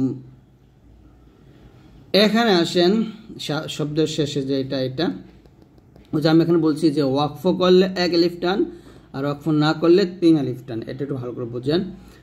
এখানে দেখুন ওয়াকফর অবস্থায় মাদে হরফ আসছে, মাদে হরফের উপর চিকন চিহ্ন, পরে বামে যে হামজা আসছে পরের আয়াতের শুরুতে। তো আমি যদি এখানে ওয়াকফ করে ফেলি তাহলে কিন্তু এই মাদের সাথে কিন্তু এই হামজাটা পড়া হচ্ছে না, যে কারণে এই মাদটা আমাদেরকে আলাদা পড়তে হচ্ছে, যা 1 আলিফ পরিমাণ টেনে পড়তে হবে। কারণ এখানে 3 আলিফ টান দেওয়ার শর্ত হচ্ছে এই হামজাটা সাথে পড়তে হবে। যেমন আমরা এই যে এখানে 3 আলিফ টান দিয়েছি, এই হামজা কিন্তু সাথে পড়ছি, এখানে 3 আলিফ টান দিয়েছি, এই হামজার সাথে পড়ছি। আর এখানে যদি আমরা 3 আলিফ টান দিই তাহলে এই হামজার সাথে পরে আমাদের 3 আলিফ টান দিতে হবে। যেমন বিতওয়াহা ইযিম বাআসা, এরকম। এই দুইটা আয়াত আমাদের মিলায় পড়তে হবে এক কথা। যদি মিলায় না পড়ে আমরা যদি থেমে যাই এখানে, সেক্ষেত্রে এই হাতে আমাদের 1 আলিফ টান হবে, তখন আর 3 আলিফ টান দেওয়ার দরকার নেই বা দেওয়া যাবে না। বিতওয়াহা, তারপরে এটা আমি আলাদা পড়তেছি, ইযিম বাআসা, এটা এই নামটা আমরা অনেকে বুঝি না, তো এটা আমরা আরেকটু বিস্তারিতভাবে শিখব এখানে। এটা তো আপনারা বুঝতেই পারছেন। 3 নম্বর নিয়মটা হচ্ছে মাদ্দে সিলা তৈলা, খুবই গুরুত্বপূর্ণ একটা নিয়ম। মাদ্দে সিলা তৈলা হচ্ছে যে এই যে হা সর্বনামের উপর উল্টা পেশ অথবা নিচে খাড়া জের হলে এবং এরপরে হামজা আসলে তাকে মাদ্দে সিলা তৈলা বলা হয়। হুকুম হচ্ছে হা শুভনামকে মিলিয়ে পড়ার সময় মাধ্যে মুনফাসিল এর নিয়মে পড়তে হবে, মানে মিলিয়ে পড়লে এখানে আমরা 3 আলিফ টান দিব। আর ওয়াকফ করলে মাদ হয় না, তখন হায়ের উপর সাকিন দিয়ে পড়তে হয়। খুবই গুরুত্বপূর্ণ এটা বিষয়, কিন্তু এর উপরে এই চিকন চিহ্নটি ব্যবহার করা হয়। দেখুন আগেরটা বলছিলাম কি যে যদি আমরা এখানে থামি তাহলে 1 আলিফ টান দিতে হবে, আর না মিলায় পড়লে 3 আলিফ টান দিতে হবে। এইটা এই মাদের ক্ষেত্রে এই যে হা শুভনামের না, কিন্তু এটা কিন্তু হা শুভনাম, এই যে গোল হার উপরে যখন খাড়া যায় এবং উল্টা পাশে আসবে, এটা হলো আলাদা, এটা হলো মধ্যে সিলা তয়লার উদাহরণ। তো এটা যদি জবর পর খালি আলিফ থাকে, যে কোনো মাদ থাকে, এটা কিন্তু জবর পর খালি আলিফ আসছে, ঠিক আছে। তো এরকম মাদ আসলে সেখানে ওয়াকফ করলে 1 আলিফ টান, আর মিলায় পড়লে 3 আলিফ টান। আর যদি এরকম খাড়া জের দিয়ে হাটা আসে, উল্টা পেশ দিয়ে আসে এবং উল্টা পেশ দিয়ে আসে, তাহলে সেইখানে যদি আমরা ওয়াকফ করি তাহলে এই যে এই হাটা সাকিন হয়ে যাবে। কি বলছি? হাটা সাকিন হয়ে যাবে। আর মিলে পড়লে 3 আলিফ টেনে পড়তে হবে। যেমন আমি যদি ওয়াকফ করি ইলা তাআমি আন্না সাবাবনা, আমি এখানে ওয়াকফ করার কারণে হাটা সাকিন করে ফেলছি। মিলে পড়লে হয়তো ইলা তাআমিহি আন্না সাবাবনা। এই যে এখন আমি হিতে কত আলিফ টান দিয়েছি? 3 আলিফ টান দিয়েছি, তারপরে আন্না বলছে, ঠিক আছে। তো ওয়াকফ করলে এখানে হা সাকিন হয়ে যাবে, আর মিলায় পড়লে হাটাকে আমরা কি করব? ওয়াকফ করলে সাকিন হয়ে যাবে, আর মিলায় পড়লে হাতে আমরা 3 আলিফ টান দিব। এখানে দেখুন ওয়াকফ চিহ্ন নাই, তার মানে আমরা এখানে 3 আলিফ টানই দিব। নাদা রাব্বাহু আন্নি ওয়া রাসূলুহু আহাক্কু। তো যাই হোক, বুঝতে পারছেন, যদি ওয়াকফ করেন তাহলে হাতে সাকিন হয়ে যায়, আর মিলায় পড়লে সেক্ষেত্রে 3 আলিফ পরিমাণ টান দিতে হয়। তো এখানে দেখুন লক্ষণীয় যে রসুলাহু রব্বাহু তুআমিহি এর মধ্যে হা শুভনামটি উপরোক্ত কয়দা অনুযায়ী মধ্যে সিলা তয়লা, এই সকল স্থানে ওয়াকফ করলে কি হয়ে যায়? রসুলুহ রব্বাহ তুআমিহি, এরকমভাবে হাতে সাকিন দিয়ে পড়তে হবে। তো আশা করছি আপনারা এই নিয়মটা খুব ভালো করে বুঝতে পেরেছেন। এখন দেখব হচ্ছে মধ্যে বদল। একই শব্দ দুইটি হামজা একত্রে ব্যবহার হয়ে প্রথম হামজার হরকত যুক্ত হলে দ্বিতীয় হামজাকে প্রথম হামজার হরকত অনুযায়ী মধ্যের হরফ দ্বারা পরিবর্তন করে পড়াকে মধ্যে বদল বলে। অতএব সংক্ষেপে বলা যায়, যে হামজার নামে তার হরকত অনুযায়ী মাদের হরফ হয় তাকে মধ্যে বদল বলা হয়। যেমন আদামা, উতিয়া, ঈমানুন। এখানে যে আ, উ, ই এগুলো হচ্ছে মধ্যে বদল, বাইরে পরিমাণ টানে পড়তে হয়। লক্ষণীয় আদামা মূলে হয় আ দামা ছিল, তো এটা হামজা জবর আ দামা ছিল, তা আ দামা থেকে আমরা আদামা বলছি। দ্বিতীয় হামজার ডানে জবর হওয়াতে তৃতীয় হামজাকে আলিফ দ্বারা পরিবর্তন করা হয়েছে। বুঝতে পারছেন? এটা উ তিয়া ছিল উ তিয়া, উ তিয়া মূলে উ তিয়া ছিল। দ্বিতীয় হামজার ডানে পেশ হওয়াতে তৃতীয় হামজাকে ওয়াও দ্বারা পরিবর্তন করা হয়েছে। ইমানুন মূলে ই মানুন ছিল। দ্বিতীয় হামজার ডানে জের হওয়াতে তৃতীয় হামজাকে ইয়া দ্বারা পরিবর্তন করা হয়েছে। মানে বদল মানে হচ্ছে পরিবর্তন করে পড়া। বুঝতে পারছেন? হুকুম। তো দেখুন এখানে লেখা আছে সাকিন 2 প্রকার। এক হলো আসলি সাকিন, 2 হচ্ছে আরজি সাকিন। এখানে আসলি সাকিনটা কি এবং আরজি সাকিনটা কি এটা আমাদের বুঝতে হবে। এখানে লেখছে আরজি সাকিন, আমরা কিন্তু বাংলাতে আরজি বলি। যাই হোক, আসলি সাকিন হচ্ছে যে সাকিন প্রকৃত শব্দের অর্থাৎ ওয়াকফ বা মিলিয়ে পড়ার অবস্থায় পরিবর্তন হয় না। আসলি সাকিন মানে এক কথায় হচ্ছে আসল সাকিন। আসলি সাকিন মানে হচ্ছে আসল সাকিন, আর আরজি সাকিন মানে হচ্ছে আসল সাকিন না, ওয়াকফের কারণে সাকিন হওয়াকেই আরজি সাকিন বলে। যাই হোক, আসলি সাকিনটা হচ্ছে আসল সাকিন। যেমন এখানে দেখুন লাম ইয়া লিদে, এর দালের উপর সাকিন আসছে। ওয়ালাম ইউ লাদে, ওয়াকফের অবস্থায় দালের উপর সাকিন আসছে। তো যেরকম আসছে আমরা সেরকমভাবে সাকিন ধরে পড়ছি। দাল যেহেতু কলকলার হরফ, তাই আমরা এখানে কলকলা আদায় করছি। ঠিক আছে। তো এখানে আমাদের যেটা বোঝা সেটা হচ্ছে আসল সাকিন যেরকম আছে আমরা সেরকম পড়ছি। লাম ইয়ালিদে ওয়ালাম ইউলাদে, এই যে অবস্থায় কোনো পরিবর্তন হয় নাই। এখানে বলা হয়েছে যে পরিবর্তন হবে না, কিন্তু আরজি সাকিনটার মধ্যে পরিবর্তন ঘটবে।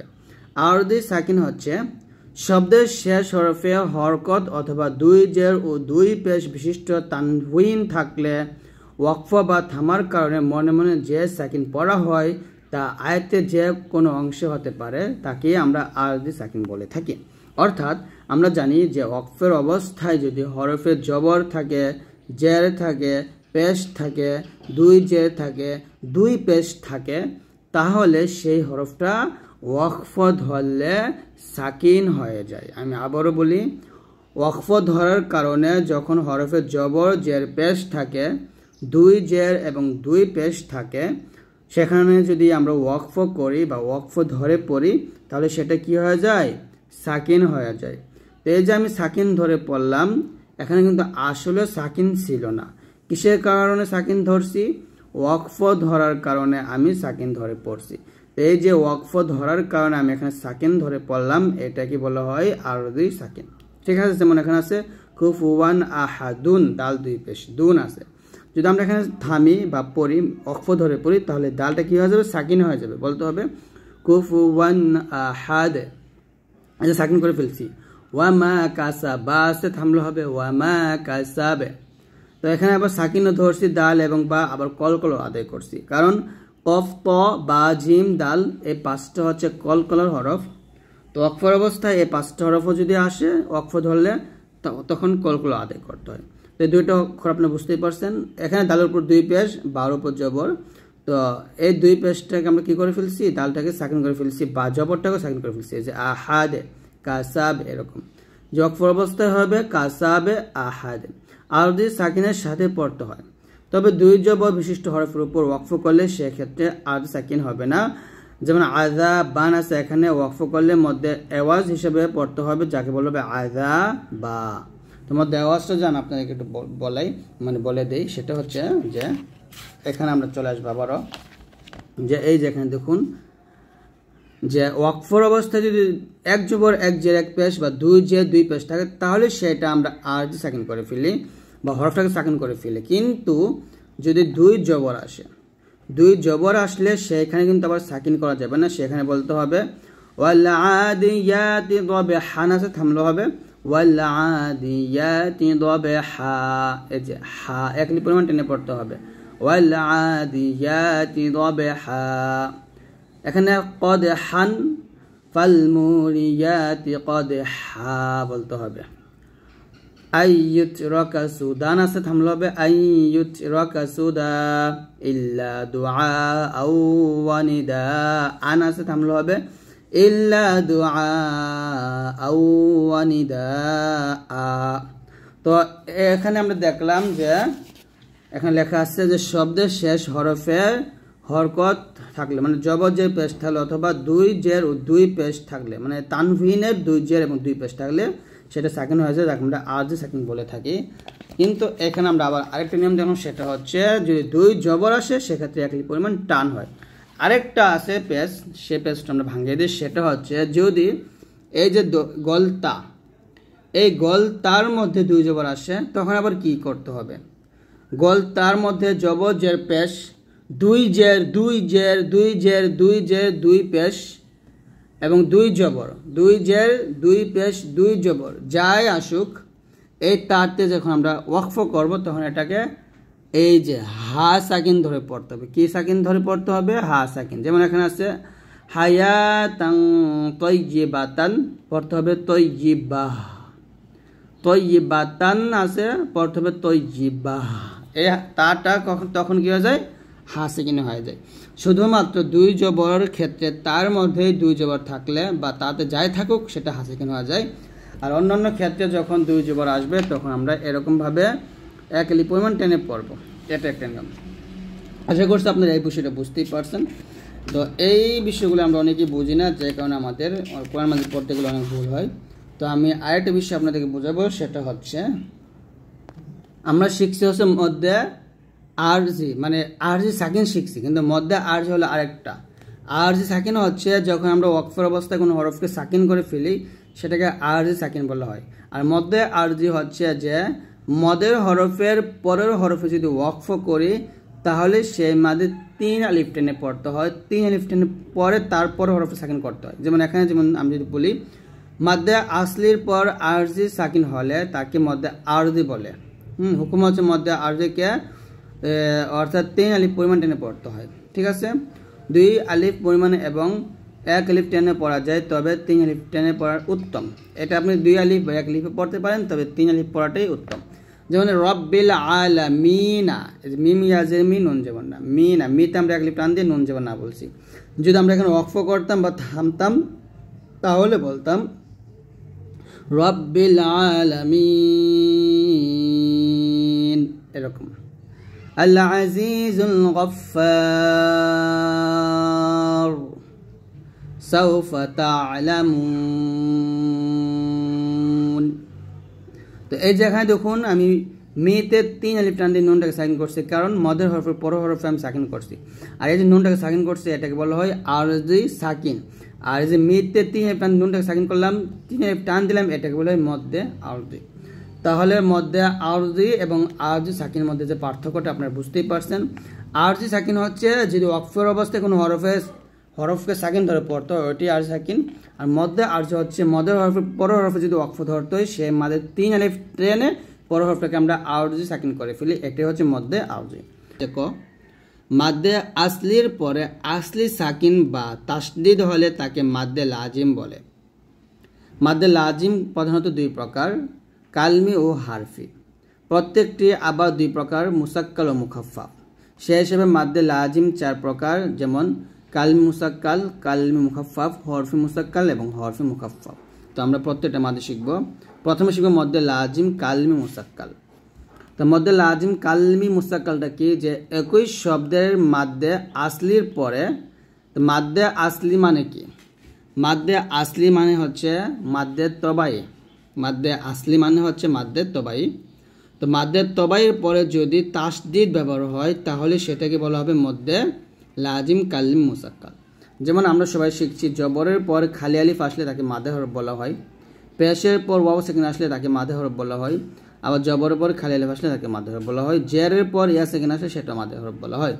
তো এই মাদে হরফের পরের হরফে যদি মানে জবর পর খালি আলিফ এটা মাদে হরফ, এই মাদে হরফের উপর মোটা চিহ্ন পরের হরফে যদি তাসদিদ আসে তাহলে সেক্ষেত্রে কিন্তু সেই মাদে 4 আলিফ টান দিয়ে তারপর তাসদিদ ওয়ালা হরফকে ধরতে হবে। যেমন এরকম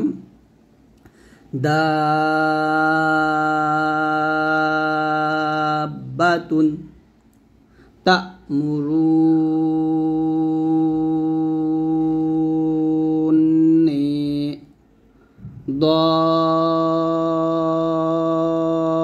দাল্লান, এরকম ভাবে। এখানে দাতে আমি 4 আলিফ টান দিয়ে বাকে ধরছি, এখানে রোতে 4 আলিফ টান দিয়ে নুনকে ধরছি, এখানে দতে 4 আলিফ টান দিয়ে লামকে ধরছি।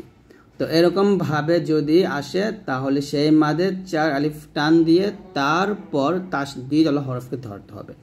লক্ষ্য করুন দাব্বা,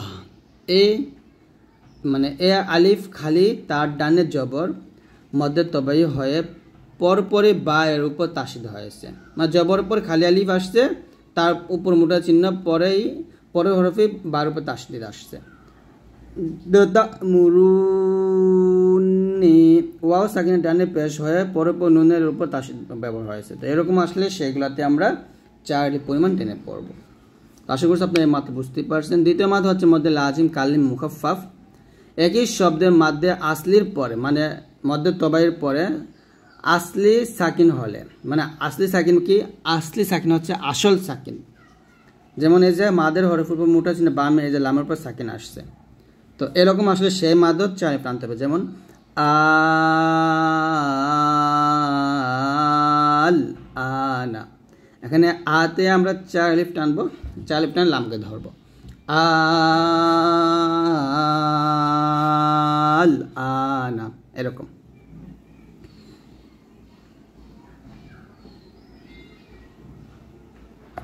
তারপর যে আমি 3 নম্বর নিয়মে যাই যে মাদ্দে লাজিম হারফি মুসাক্কাল হচ্ছে যে সকল মুকাত্তাআত হরফকে বানান করে লিখলে বানানের মধ্যে মাদ্দে তবাই পাওয়া যায় এবং এর পরের হরফে তাসদিদ হলে যে মাদ হয় এসব হরফ সূরা শুরুতে ব্যবহার হয়। যেমন আমি এটা বোঝাই যে মাদের হরফ না, এটা মাদের হরফ না, এটা শুধু হরফ। হরফ উপরে মোটা চিহ্ন বামে আসবে তাসদিদ। এরকম হরফের উপর মোটা চিহ্ন বামে তাসদিদ আসলে সেই হরফে 4 আলিফ টানতে হবে। যেমন আলিফ লাম মিম,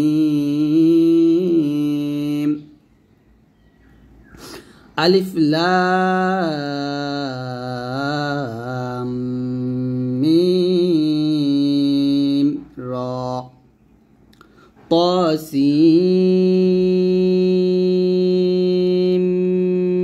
মিম, আলিফ লাম মিম সাদ। এরকম বলতে হবে। এখানে দেখুন প্রত্যেকটা শব্দ বানানের রূপ দেওয়া আছে, যে আলিফ লাম মিম, এটা যদি বানান করি তাহলে হবে হামজা জবর আলাম ফাজেল লিফ আলিফ, লাম আলিফ জবর লাম, এই যে মিম সাকিনের পর মিম আসছে। তো এরকম মিম সাকিনের পর মিম আসলে তাহলে কি হয়, মিম সাকিনের ইদগাম গুণ্য হয়। তাহলে এখানে আমরা লাম, এ লামের 4 আলিফ টেনে এই মিমকে ধরবো, আলিফ লাম মিম। একইভাবে আলিফ লাম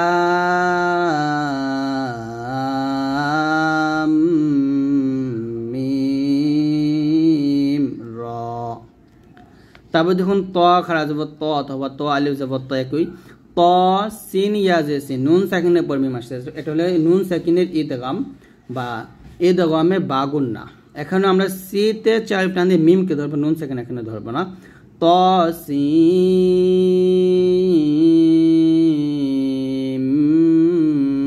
মিম, এরকম। একইভাবে আলিফ লাম মিম সাদ। তো লক্ষণীয় আলিফ লাম মিম এর বানান হচ্ছে আলিফ লাম মিম, এই যে দেওয়া আছে এখানে লাম লাম আলিফ মাদ্দে তবাই, এরপর মিম এর তাসদিদ হয়েছে। ঠিক আছে, তো এগুলো এখানে ভেঙে বলছে, এই শব্দগুলো আপনারা বুঝতেই পারছেন, প্রত্যেকটা জায়গায় এখানে ভেঙে বলা হয়েছে। 4 নম্বর হচ্ছে মধ্যে লাজিম হারফি মুখাফফাফ, হচ্ছে যে সব মুকাত্তাআত হরফ বানান করে লিখলে বানানের মাদ্দে তবাই পাওয়া যায় এবং পরের হরফে আসলি সাকিন হয়। এরূপ হরফ হলো 8টা, কাফ মিম আইন সিন লাম নুন কফ সদ, কামা আসালিন নাকস। ওকে, এইভাবে আমরা মনে রাখতে পারি, কামা আসালিন নাকস। তো যাই হোক, এই কাফ মিম আইন সিন লাম নুন কফ সদ 8টি হরফের মধ্যে আমরা পাবো যেমন ইয়াসিন, ইয়াতে 1 আলিফ টান, সিনে 4 আলিফ টান, ইয়াসিন নুন কফ, এরকম ভাবে। তো এখানে এই নুনে এবং এই কফে এবং সিন এগুলোতে 4 আলিফ পরিমাণ করে টান হবে। আমরা যদি বানানের রূপ দেখি, ইয়া খারা জবর ইয়া অথবা ইয়া আলিফ জবর ইয়া, আর সিন জেরের পর ইয়া সাকিন তারপর নুন সাকিন, ইয়াসিন। এখানে ঠিক একইভাবে ইয়াসিন নুন কফ, এরকম। তারপরে আরেকটা নিয়ম, সেটা হচ্ছে লিনের হরফের পরে আসলি সাকিন হলে তাকে মাদ্দে লিন লাজেম বলে, মাদ্দে লিন লাজেম। যেসব মুকাত্তাআত হরফে বানানের মধ্যে লিনের হরফ পাওয়া যায় এবং পরের হরফে আসলি সাকিন হয় সেটি মাদ্দে লিনে লাজিম হিসেবে গণ্য হবে। আসলি সাকিনটা হচ্ছে এই যে নুনের উপর সাকিন, এটাকে বলা হয়েছে আর কি, মানে আসল সাকিন। যেমন আইন ইয়া যাবে আইন নুনের উপর সাকিন, তাহলে এটা ধরলে হবে আইন, এরকম। যেমন কাফ হা ইয়া আইন সাদ, আর এখানে আইন সিন কফ, এরকম। তারপর আরেকটা নিয়ম, সেটা হচ্ছে লিনের হরফ, যে ওয়াও ও ইয়া সাকিন হয়ে তার ডানে জবর হলে তখনই ওয়াও ও ইয়া লিনের হরফ হিসেবে গণ্য হবে। এই নিয়ম মোতাবেক না হলে লিনের হরফ বলা যাবে না। অর্থাৎ সিন ওয়াও জবর সাউ, ফা জবর ফা সাউফা, নুন ওয়াও জবর নাও, মিম দুই পেশ মুন নাও মুন, আইন জবর আলাম, ইয়া জবর লাই, আলাই হাজির হি, আলাইহি খৌফিন, এরকম আর কি। এই যে সাউ, নাও, নাও, লাই, খৌ, এগুলো সব লিনের হরফ। আর লিনের হরফে পর হরফে যখন আমরা ওয়াকফ করব, এই ফাগুলোতে যখন আমরা ওয়াকফ পড়ব, তখন ফাগুলা বা মিম, এ হা, এ ফা, এগুলো কিন্তু সাকিন হয়ে যাবে। আর লিনের হরফে এক আলিফ টান দিতে হবে, যেমন সাউফ, নাউম, আলাই, খৌফ, এরকম ভাবে। তো এখানে লেখা আছে যে মাদ্দে আরদি, মাদ্দে আসলির পর আরদি সাকিন হলে তাকে মাদ্দে আরদি বলে। মাদ্দে আরদি মানে হচ্ছে আমরা মাদ্দে আরজি যে বলি ওইটা আর কি। হুকুম, মাদ্দে আরদিকে অর্থাৎ 3 আলিফ পরিমাণ টেনে পড়তে হয়, অর্থাৎ 2 আলিফ পরিমাণও টেনে পড়া যায় এবং 1 আলিফ টেনে পড়া যায়, তবে 3 আলিফ টেনে পড়াটাই উত্তম। এখানে বলা হয়েছে যে মধ্যে আরজি যে মাত্রা সেটা 3 আলিফ পরিমাণ টেনে পড়তে হয়, কিন্তু আপনি চাইলে 2 আলিফও টানতে পারেন এবং 1 আলিফও টানতে পারেন, অর্থের পরিবর্তন হবে না। যদি না টানেন তাহলেই অর্থের পরিবর্তন ঘটবে, টানতে হবে, এটা হচ্ছে আসল বিষয়। তবে 3 আলিফ টানাটা হচ্ছে উত্তম। এখন হচ্ছে মধ্যে আরজিটা কিভাবে চিনব, যেমন এখানে দেখুন, রব আজবর রব, বা লাম জের বিল, রব বিল, আইন খারা জবর আ, রব বিল আলাম জবর লা, রব বিল আলা, মিম ইয়াজের মি, নুন জবর না, রব্বিল আলামিনা। এইখানে আছে আলামিনা আছে। তো এই যে মিম ইয়াজে মি, জেরের পর ইয়া সাকিন, এটা হচ্ছে মাদের হরফ। আমরা শিখছি জবরের পর খালি আলিফ এরকম, জেরের পর এই যে ইয়া সাকিন আর পেশের পর এই যে ওয়াও সাকিন আসলে এইগুলো মাদের হরফ বা মাদ্দে আসলি হয় বা মাদ্দে তবাই হয়। তো এই মাদের হরফের পরের হরফ তারপরে যদি ওয়াকফ আসে, মাদের হরফের পরের হরফে যদি ওয়াকফ আসে এবং সেইখানে যদি ওয়াকফ ধরি, তাহলে তাকে বলা হবে মধ্যে আরদি বা মাদ্দে আরদি বলা হবে। তো মাদ্দে আরদিটা কী করতে হবে, 3 আলিফ টেনে পড়তে হবে। তাহলে এখানে এই মাদে আমাদেরকে 3 আলিফ টানতে হবে, 3 আলিফ টেনে তারপরের হরফটাকে সাকিন করতে হবে। এই যে দেখুন উপরে একটা সাকিন চিহ্ন দিয়েই দিছে এখানে বোঝার জন্য। যদি আমরা ওয়াকফ ধরে পড়ি তাহলে হবে রব্বিল আলামিন, এরকম। আল আজিজুল গফফার, এখানে জবর উপর খালি আলিফ, এটা মাদ, গফফারও লেখা আছে। এইখানেও যদি আমরা থামি তাহলে বলবো আল আজিজুল গফফার, সাউফা তা'লামুনা, এখানে থামলো হবে সাউফা তা'লামুন। তো দেখুন প্রত্যেকটা জায়গায় কিন্তু আমি থামতেছি, থামার কারণে কি করতেছি, এই মাদগুলোতে আমি 3 আলিফ পরিমাণ টানতেছি, টেনে পরে হরফটাকে সাকিন করে ফেলতেছি। তো এই যে হরফগুলা নুনটাকে সাকিন করলাম, রটাকে সাকিন করলাম, আবার এখানে নুন এটাকে সাকিন করে ফেললাম। তো এই যে সাকিন করলাম এইগুলাকে বলা হয় আরদি সাকিন বলা হয়। অর্থাৎ ওয়াকফের অবস্থায় যদি কোনো হরফকে সাকিন ধরে পড়তে হয় তাহলে তাকে বলা হয় আরদি সাকিন। তো লক্ষ্য করুন যে এখানে আছে তা'লামুনা, থামলো হবে তা'লামুন। আল গফফারু, থামলো হবে আল গফফার। আলামিনাত আছে, থামলো হবে আল আলামিন, একই। ঠিক আছে, শব্দগুলোতে মাদ্দে আসলির পর শব্দের শেষের হরফে ওয়াকফ করার কারণে মনে মনে আরদি সাকিন হওয়ায় মাদ্দে আরজি হিসেবে পড়তে হয়। আর ওয়াকফ না করে পরবর্তী শব্দের সাথে মিলিয়ে পড়লে তখন মধ্যে তবাই হিসেবে 1 আলিফ টান হবে। যেমন ধরেন আমি যদি এখানে ওয়াকফ না করি, এই আয়াত 3টা মিলিয়ে পড়ব, তাহলে হবে রব্বিল আলামিন আল আজিজুল গফফার সাউফা তা'লামুন। তো আমি এখানেও থামি নাই, এখানেও থামি নাই, এখানে গিয়ে থামছি। তো এইখানে থামার কারণে আমি মুতে 3 আলিফ টান দিয়ে নুনটাকে সাকিন করছি, আর 2 জায়গায় থামি নাই, তাই আমি যেরকম আছে সেরকমই পড়ে গেছি। তো এটাই, না থামলে যেরকম আছে সেরকম পড়তে হবে, আর থামলেই সেখানে 3 আলিফ টেনে পরের হরফটাকে সাকিন ধরতে হবে। এই হলো একটা নিয়মগুলো। তারপর নিয়মটা হচ্ছে মাদ্দে লিন, খুবই গুরুত্বপূর্ণ একটা নিয়ম। ওয়াও ও ইয়া সাকিন হয়ে তার ডানের হরফ জবর হলে এবং ওয়াও ও ইয়া এর পরে আওয়াজে সাকিন হলে যে মাদ হয়, মাদ্দে লিন শুধু ওয়াকফগ্রস্ত হয়ে থাকে। ওকে, তো মাদ্দে লিন আমরা জানি লিনের হরফটা আমরা আগে জানি, লিনের হরফ হলো 2টা, ওয়াও এবং ইয়া।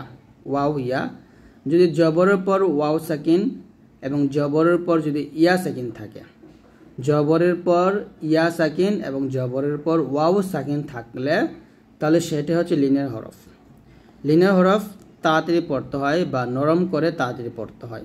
যেমন এরকম লিইলাফি কুরাইশিন, এই যে রয় আছে রয়, এরকম আমি তাড়াতাড়ি পড়ব।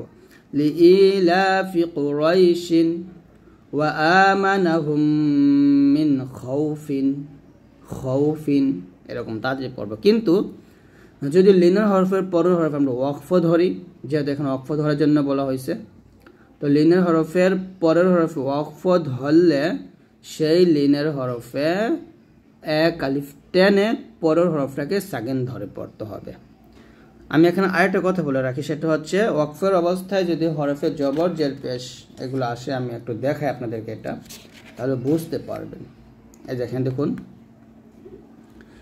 যে সাকিন হলো 2 রকম, একটা হলো আসলি সাকিন যাকে আমরা আসল সাকিন বলি, আর হলো আরদি সাকিন যেটাকে আমরা এখানে যদি যাই যে শব্দের শেষ হরফে হরকত অথবা 2 জের ও 2 পেশ বিশিষ্ট তানভিন থাকলে, শব্দের শেষে জবর জের পেশ, হরফের মধ্যে যে জবর জের পেশ থাকে অথবা 2 জের 2 পেশ থাকলে, তাহলে সেই হরফটাকে আমরা মনে মনে সাকিন ধরে পড়ি।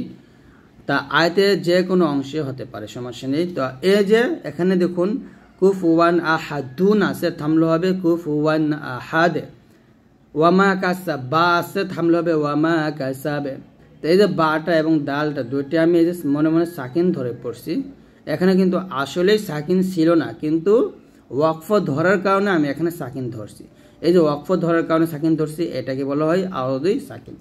বুঝতে পারছেন? তো এইখানেও আমাদের কি হয়েছে, এই শিনটা থেকে শিনে গিয়ে আমরা সাকিন ধরবো ওয়াকফ ধরার কারণে, তো এই শিনটা কি হয়ে যাবে, তখন এটা আরদি সাকিন হয়ে যাবে। যেমন এখানে আছে লিইলাফি কুরাইশিন, যদি থামি তাহলে বলতে হবে লিইলাফি কুরাইশ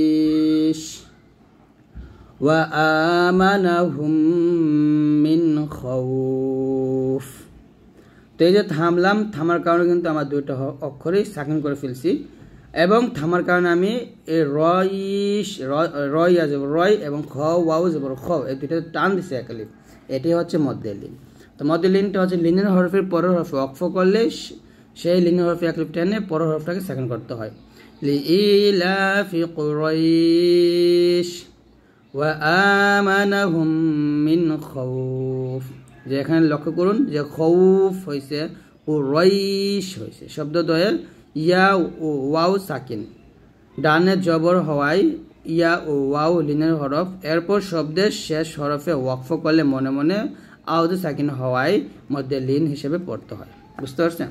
পরের নিয়ম হচ্ছে ওয়াকফের অবস্থায় কুরাইশ লিনের হরফ আদায় কালে 1 আলিফ টেনে পড়তে হয়, আর ওয়াকফ না করলে কুরাইশিনই পড়তে হবে। শব্দ লিনের হরফ না টেনে তাড়াতাড়ি পড়তে হবে। এখানে আরেকটা নিয়ম সেটা হচ্ছে দেখি এখানে কি লেখছে, যে একই শব্দের মধ্যে একাধিক মাদ পাওয়া গেলে যে মাদ বেশি শক্তিশালী সেটি তেলাওয়াত করতে হয়। যেমন ওয়াতাকাব্বাল দুআ, এখানে মদ্দে তবাই, মাদ্দে মুত্তাসিল, মদ্দে আরদি একত্রিত হয়েছে, এর মধ্যে মদ্দে মুত্তাসিল শক্তিশালী হিসেবে তেলাওয়াত করতে হবে। যেমন এখানে যদি দুআ, এই যে আইন আলিফ জবর আ, জবর উপর খালি আলিফ, এটা হচ্ছে কি মদ্দে তবাই। মদ্দে মুত্তাসিল কিভাবে হইল, জবর পর খালি আলিফ বামে এই যে গোল হামজাটা আসছে এই জন্য মধ্যে মুত্তাসিল।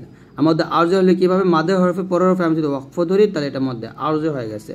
তো এখানে একত্রিত হয়েছে 3টা মাদ, এর মধ্যে মুত্তাসিল হলে শক্তিশালী, তাই আমরা মধ্যে মুত্তাসিলটা আদায় করব। এই আতে আমরা 4 আলিফ টানবো, 4 আলিফ টেনে হামজাকে সাকিন করে ফেলবো। ওয়া তাকাব্বাল দুআ, এরকম ভাবে। তো আমি প্রথম থেকে বিস্তারিতভাবে আলোচনা করি। এখানে লেখা আছে মাদ। মাদ অর্থ লম্বা করে পড়া বা টেনে পড়া। মাদের হরফ হলো 3টি, আলিফ, ওয়াও এবং হচ্ছে ইয়া।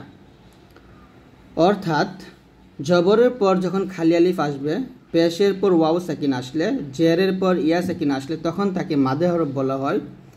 মাদে হরফ হইলে 1 আলিফ পরিমাণ টেনে পড়তে হয়।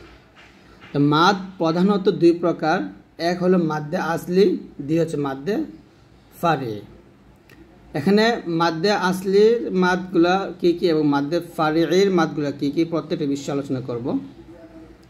1, মাদ্দে হরফের ডানে বামে কোনো প্রকার কারণ সারি শুধুমাত্র মাদের হরফ দ্বারা যে মাদ গঠিত হয় তাকে মাদ্দে আসলি বলে। অর্থাৎ আমি ভালো করে বলি, মাদের হরফের ডানে বামে কোনো প্রকার কারণ ছাড়াই, যেমন এখানে দেখুন মাদের হরফের ডানে হামজা আসছে, এই হামজা কারণের জন্য কিন্তু এটা মাদ্দে ফারি হয়ে গেছে। আর এগুলো কিন্তু কারণ হয় না, কারণ ছাড়াই যে মাত্রা গঠিত হয় তাকে বলা হয় মাদ্দে আসলি বা আসল মাদ বলা হয়। যেমন এখানে দেখুন পেশের পর ওয়াও সাকিন, জেরের পর ইয়া সাকিন এবং জবরের পর খালি আলিফ। তো এরকমভাবে পেশের পর ওয়াও সাকিন, জবরের পর যদি খালি আলিফ এবং জেরের পর ইয়া সাকিন আসে তখন তাকে মাদে হরফ বলা হবে, যাকে বলা হয় মাদ্দে আসলি। আর মাদের হরফের ডানে বামে হামজা কিংবা সাকিন বা তাসদিদের কারণে যে মাদ হয় তাকে মাদ্দে ফারি বলে। যেমন উলাই, এই যে লাম খাজাওয়ালা, এটা মাদ এখানে 4 আলিফ টান হয়, কিন্তু পরে এই যে হামজা আসছে, তো এটা হচ্ছে মাদ্দে ফারির অন্তর্ভুক্ত। ইয়ার জিউনা, মদের হরফের পরের হরফ ওয়াকফ ধরার কারণে সে মাদের 3 আলিফ টেনে আমরা পরের হরফ সাকিন করতেছি, এটা মাদ্দে ফারির অন্তর্ভুক্ত। তো এগুলো প্রত্যেকটা মাদে আমাদের বুঝতে হবে। তো এখন আমরা প্রথমে মাদ্দে আসলির প্রকার উদাহরণসমূহ আমরা দেখব, যে মাদ্দে আসলির মধ্যে কি কি মাদ আছে সেইগুলি আমরা এখন শিখব। তো প্রথম হচ্ছে মাদ্দে তবাই বা আসলি, যেটাকে আমরা আসল মাদ বলি। জবরের উপর খালি আলিফ, পেশের উপর ওয়াও সাকিন এবং জেরের উপর ইয়া সাকিন আসলে সেটা মাদে হরফ। মাদে হরফ হলে 1 আলিফ পরিমাণ টেনে পড়তে হয়। যেমন ক্বালা, ইয়াকুলু, কিলা। তো এই মাদগুলো আমরা মূলত 1 আলিফ পরিমাণ টান দিব। তো কোরআন মাজিদের মধ্যে যেখানে আপনারা এরকম মাদ পাবেন যে জবরের পর খালি আলিফ আসছে, পেশের পর ওয়াও সাকিন আসছে এবং জেরের পর ইয়া সাকিন আসছে, সেখানে আপনারা 1 আলিফ পরিমাণ টেনে পড়বেন। ক্বালা, ইয়াকুলু, কিলা, এরকম। মাদ্দে তবাই হচ্ছে অথবা মাদ্দে তবাই হারফি হচ্ছে এরকম হরফের উপর যদি খাড়া জবর থাকে, ত খাড়া জবর ত, হা খাড়া জবর হা, এইগুলা খাড়া জবর থাকলে সেগুলো আমরা টানি, যেমন ত হা, যাকে আমরা যদি ভাঙ্গাই তাহলে এরকম হয় ত হা। এটা মধ্যে আওয়াজ হচ্ছে যদি ওয়াকফের অবস্থায় এরকম 2টো জবর থাকে, 2 জবর থাকলে আমরা সেইখানে 1 জবর রেখে আরেক জবর স্থান থেকে বাদ দিয়ে পড়ব। যেমন এখানে আছে আফ ওয়াজান আছে, পড়তে হবে আফ ওয়াজা, এই জাত আমরা 1 আলিফ পরিমাণ টান দিব। তো কোরআন মাজিদের মধ্যে এরকম মাদ অনেক পাবেন যেখানে আয়াতের শেষে 2টা জবর থাকে। যদি 2 জবর থাকে তাহলে সেইখানে আমরা 1 জবর বাদ দিয়ে আরেক জবর স্থানে রেখে 1 আলিফ পরিমাণ টেনে পড়ব, এটাকে মধ্যে আওয়াজ বলে। মাদ্দে সিলা কসারি মানে কসিরা বলা হয় হচ্ছে মা লাহু মিন, এই যে হার উপর যখন গোল হার উপর যখন উল্টা পেশ আসবে তখন এটাকে মাদ্দে সিলা কসিরা বলা হয়। তো মাদ্দে তামকিন বলা হয় হুইয়িতুম, এখানে হাইয়া পেশ হুইয়া ইয়াজের ই তামিম পেশ তুম, হুইয়িতুম। এই দেখেন জেরের পর মানে ইয়ার নিচে জের আসছে, আবার ইয়ার উপর সাকিন আছে, মানে জেরের পর ইয়া আসছে, তার মানে বোঝাইতেছে যে ইয়ার নিচে জের এবং ইয়ার উপরে সাকিন। তো এরকম আসলে তাকে মাদ্দে তামকিন বলা হয়। হুইয়িতুম, তো যাই হোক, এগুলো আসল বিষয় নয়, তো নামগুলা নাম এখানে একটাই মাদ, সব মিলে এখানে আমরা একটা মাদ শিখবো। সেটা হচ্ছে যে জবরের পর যদি খালি আলিফ আসে, এরকম জবরের উপর খালি আলিফ, পেশের উপর ওয়াও সাকিন, জেরের উপর ইয়া সাকিন আসলে সেখানে আমরা এক আলিফ পরিমাণ টানবো। আরেকটা হচ্ছে যেখানে খাড়া জবর খাড়া উল্টা পেশ আসবে সেখানে এক আলিফ পরিমাণ টান দিব। আরেকটা হচ্ছে ওয়াকফের অবস্থায় যদি তানভিনের দুইটা জবর আসে, ওয়াকফের অবস্থায় তানভিনের দুই জবর আসলে এক জবর বাদ দিয়ে আরেক জবর স্থানে রেখে এক আলিফ পরিমাণ টেনে পড়বো। তো এই করে শিখলেই হবে, আর দরকার নাই, তো নাম দরকার নাই। তো এখন আমরা দেখি হচ্ছে মাদে ফারি'র প্রকার ও উদাহরণ। প্রথম হচ্ছে মাদে আসলি পরে হামজা থাকার কারণে যে সকল মাদ গঠিত হয় সেগুলা। মাদে মুত্তাসিল হচ্ছে ওয়াজিব, এটা যেমন মাদের হরফের উপর যখন মুটার চিহ্ন বামে এই গোল হামজাটা অবশ্যই থাকবে। তো এরকম মাদের হরফের উপর মুটার চিহ্ন আর বামে যদি গোল হামজা থাকে তাহলে সেটাকে বলা হয় মাদে মুত্তাসিল। আর মাদে মুত্তাসিল অবশ্যই এখানে 4 আলিফ টানতে হবে। কত আলিফ? 4 আলিফ। যেমন জা আ, সু আ, এরকম ভাবে। তারপর 2 নম্বর মাদ হচ্ছে মাদে মুনফাসিল, এটা জায়েজ মাদ। মাদটা হচ্ছে যে মাদের হরফের উপরে চিকন চিহ্ন বামে লম্বা হামজা আসবে, এই যে হামজাটা, এটা আসছে মোটা চিহ্ন এবং এই গোল হামজা আসছে, এই জন্য সেখানে আমরা 4 আলিফ টান দিছি। আর এটা আসছে চিকন চিহ্ন এবং লম্বা হামজা আসছে, এখানে আমরা 3 আলিফ টান দিব। লানা আমালুনা, এরকম। মাদে সিলা তওয়িলা হচ্ছে আযাবাহু আহাদ, এটা মাদের হরফের উপর চিকন চিহ্ন আসছে, তবে এটা গোল, এই যে গোল হার উপরে উল্টা পেশ, গোল হার উপর উল্টা পেশ থাকার কারণে এটা মাদের হরফ। তো এরকম আসার কারণে এটাকে আমরা মাদে সিলা তওয়িলা বলতেছি। তবে একই এটাকে আমরা মুনফাসিল বলতে পারি, এক কথায় যে মাদের হরফের উপর চিকন চিহ্ন বামে যে লম্বা হামজা আসছে সেটা মাদে মুনফাসিল। মধ্যে বদল হচ্ছে হামজার সাথে যে মাদ পড়া যায় তাকে মধ্যে বদল বলে। এখানে আমরা এক আলিফ টান দিব, আমানা আমানা, এরকম। মাদে লাজিম কালমে মুসাক্কাল, এখন আসবে হচ্ছে মাদে আসলির পরে সাকিন থাকার কারণে যে সকল মাদ গঠিত হয় সেগুলা। মাদে লাজিম কালমে মুসাক্কালটা হচ্ছে যে মাদের হরফ উপরে মোটা চিহ্ন বামে তাসদিদ থাকবে,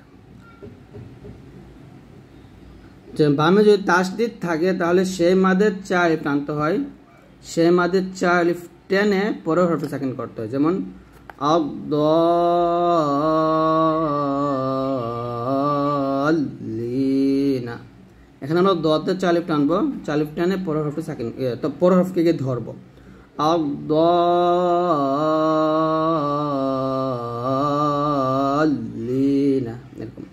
মাদের লাজিম কাল্লিমে মুখাফফাফ হচ্ছে যে মাদের হরফের উপর মোটা চিহ্ন বামে সাকিন থাকবে বা সাকিনাল হরফ থাকবে। এখানে আতে আমরা 4 আলিফ টান দিব, আতে 4 আলিফ টান দিয়ে লামকে ধরবো, আল আনা, এরকম। তারপরে মাদে লাজিম হারফি মুস্তাকিল হচ্ছে যে হরফের উপর মোটা চিহ্ন থাকবে বামে তাসদিদ থাকবে, তাহলে সে হরফে 4 আলিফ টানতে হবে এবং বামে হরফকে ধরতে হবে। আলিফ লাম মিম, লামে 4 আলিফ টানবো, 4 আলিফ টানে মিমকে ধরবো, আলিফ লাম মিম। মাদে লাজিম হারফি মুখাফফাফ হচ্ছে শুধু হরফের উপর মোটা চিহ্ন থাকবে, নুন কফ, এরকম। আসলে সাকিন হরফে লিনের পর, অর্থাৎ মাদের লিন লাজিম হচ্ছে, মানে মাদের লিন লাজিম হচ্ছে, যেমন আইন, এই যে আইনে আমরা 4 আলিফ টান দিব, সিন এখানে 4 আলিফ টান দিব, কফ 4 আলিফ টান দিব। এখানে কি বুঝেছি দেখুন, আইনটা যদি আমরা ভাঙ্গাই তাহলে জবর পর এটা লিনের হরফ, আর লিনের হরফের পরের হরফে নুনের উপর সাকিন আসছে, তো এই জন্য এটাকে মাদে লিন লাজিম বলা হয়। তো এখানে যদি আমরা পড়ি তাহলে আইতে আমরা 4 টান দিয়ে তারপর নুনকে ধরবো, আইন, এরকম ভাবে। আশা করি আপনি বুঝতেই পারছেন। তারপরে হচ্ছে আরজি সাকিনের কারণে যদি মাদ হয়, এগুলো মাদ্দা আরজি, মাদ্দে লিন। মাদ্দা আরজি হচ্ছে যে মাদের হরফের পরের হরফে ওয়াকফ আসবে, আর মাদ্দে লিন হচ্ছে লিনের হরফের পরের হরফে ওয়াকফ আসবে। এটা হবে বিযাতিস সুদুরি আছে, থামলে হবে, এখন ওয়াকফ হলে হবে বিযাতিস সুদূর,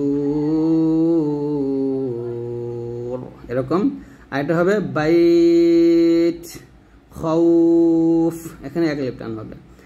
মাদের হরফের পর হরফে ওয়াকফ হলে মাদ্দে আরজি হয় 3 আলিফ টান হয়, আর মধ্যে লিন হচ্ছে লিনের হরফের পর হরফে ওয়াকফ আসলে মধ্যে লিন হয়, সেখানে এক আলিফ টান হয়। বাইত, খাউফ, এরকম ভাবে। তো আশা করছি আজকের এই ভিডিও থেকে আপনারা যত ধরনের মাদ আছে প্রত্যেকটা মাদই বুঝতে পারছেন।